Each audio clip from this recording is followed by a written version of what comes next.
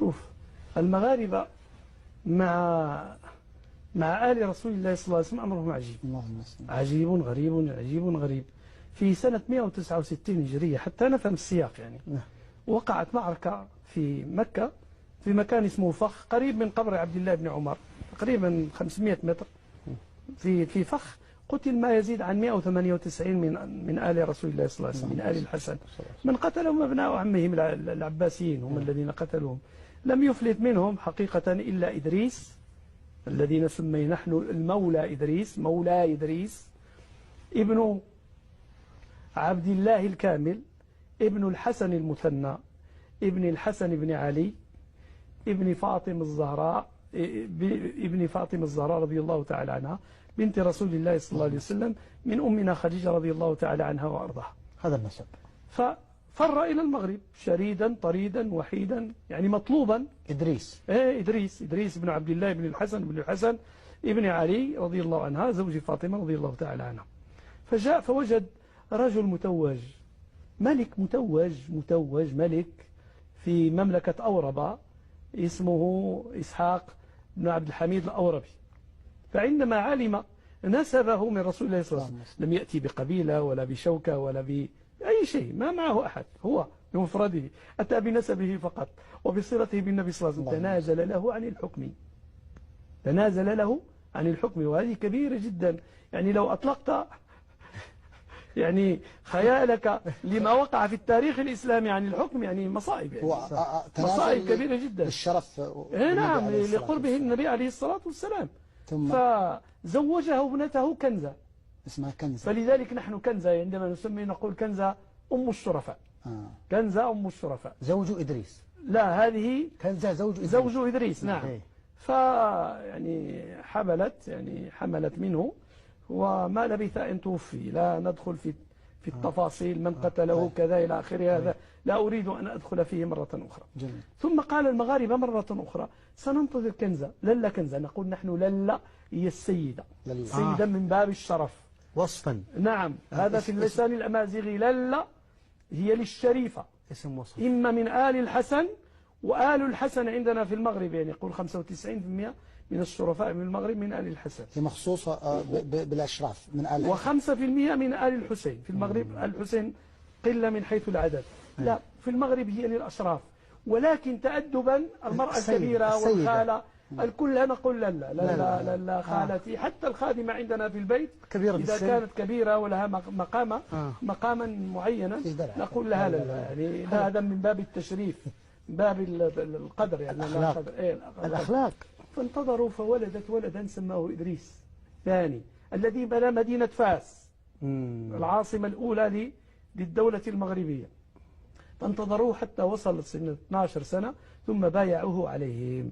بمعنى آخر أن مكانة الشرفاء في المغاربة كبيرة جدا، حتى أن الدولة الآن التي تحكم المغرب الآن، الدولة العلوية، والتي الآن تقريبا 376 سنة وهي تحكم المغرب، ودخولهم من المغرب عجيب غريب جدا. جاء المغاربة حجاج فقدسوا في القدس، نسأل الله تعالى أن يفك أسره من اعتداء الصهاينة الغاشمين. ثم ذهبوا إلى المدينة المنورة زيارة سيدنا رسول الله، ثم حجوا، ثم عادوا إلى المدينة يلتمسوا شريفا يجتمعوا عليه. إن كان الشرفاء قد يعني تفرقوا إلى آخره، ووقع بينهم نزاع. فقالوا الشرفاء هناك في ينبع على البحر الأحمر، فذهبوا إلى ينبع فوجدوا المولى القاسم بن محمد، هو المزوار ورئيس الشرفاء. نحن في المغرب نسميه المزوار، يعني شيخ الشرفاء، كبير الشرفاء. كبير الشرفاء. فقالوا نريد شريفا، نلتمس شريفا نجتمع عليه في المغرب. فكان له 8 من الأولاد، 8 من الأولاد. فجعل يناديهم ويسألهم سؤالا نمطيا ويقول لهم: يا ولدي، إن أرسلتك إلى أرض قوم فعاملوك بالخير بما تعاملهم، قل أعاملهم بالخير، وإن عاملوك بالشر قل أعاملهم بالشر. الخير بالخير والبادي أكرم، والشر بالشر والبادي أظلم. حتى وصل إلى 7 وكان اسمه الحسن. قال: يا ولدي، إن أرسلتك إلى أرض قوم فعاملوك بالخير بما تعاملهم، قالوا أعاملهم بالخير. قال: وإن عاملوك بالشر؟ قالوا أعاملهم بالخير. قال: وإن تمادوا في غيهم وعاملوك بالشر؟ قال: أعاملهم بالخير. قال: إلى متى يا ولدي؟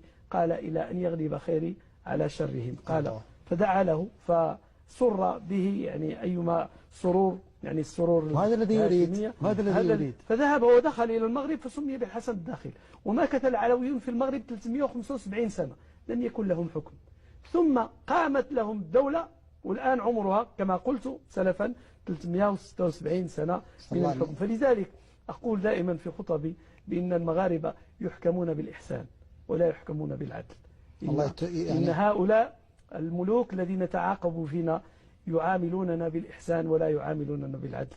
فلذلك المغاربة لحمة واحدة رغم أنهم فسيفساء، فينا العرب، فينا الأمازيغ، فينا العرب القدماء، وفينا الوافدون، فينا بني هلال وبني سليم، وفينا الأندلسيون، وفينا حتى اليهود، وفينا الأمازيغ مشاركة، وفينا الحسانيون شلوح وما أمازيغ. ما عندكم مغمد في المغرب؟ من؟ الغامدي هو عشان الغامدي يعني. والله ما أدري هذه يعني ما عندك. خليه يجي شوف. أنا أقول لك شيء، المغاربة لا يسمون محمد، يسمون محمد، يسمون حمو محند.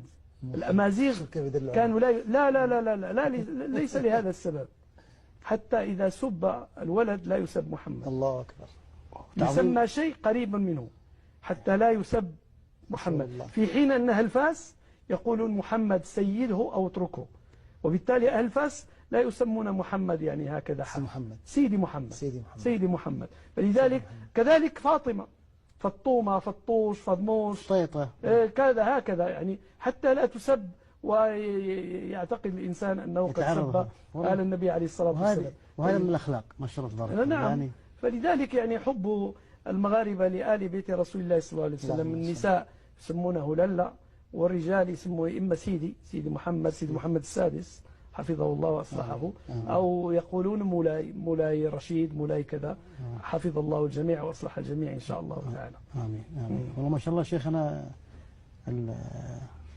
والله الشيخ كبر راسك ما شاء الله. لكن أنا في سؤال شيخنا